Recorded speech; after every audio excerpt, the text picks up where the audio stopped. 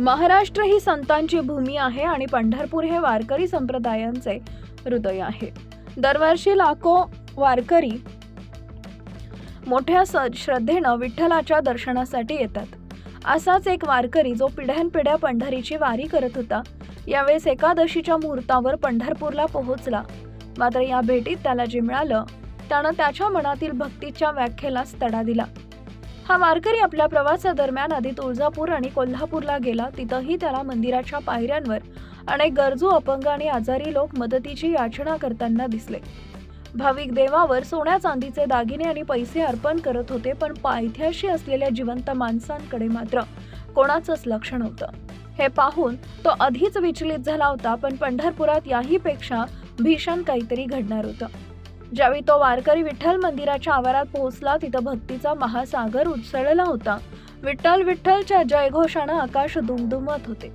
मंदिरात जवळच एक सरकारी रुग्णवाहिका उभी होती. रुग्णवाहिका उभी आहे म्हटल्यावर कोणाला तरी वैद्यकीय मदतीची गरज असेल असा विचार करून तो जवळ गेला. तिथं जे दृश्य होतं ते पाहून त्याच्या तळपायाची आग मस्तकाला गेली. रुग्णवाहिकाच्या चाकापासून अवघ्या 2 फुटावर एक माणूस अत्यंत गंभीर अवस्थेत जमिनीवर विहळत पडला होता. त्याच्या पायाला मोठी जखम झाली होती, जी सडून दुर्गंधी येत होती. तो माणूस मदतीसाठी हात पसरत होता, पण कुणीही त्याला उचलून त्या रुग्णवाहिकेत घालण्याचं कष्ट घेत नव्हते. सर्वात संतापजनक बाब म्हणजे समोर रुग्णवाहिका असूनही त्यातील कर्मचारी किंवा चालक तिथं नव्हते. लोक दर्शनाच्या ओढीत इतके आंधळे झाले होते की त्या माणसाच्या किंकाळ्या त्यांच्या कानापर्यंत पोहोचत नव्हत्या. वारकऱ्याला वाटले, आपण ज्या विठ्ठलाला दिनांचा कैवारी म्हणतो त्याच्याच दारात एक दीन माणूस मदतीविना मरत आहे.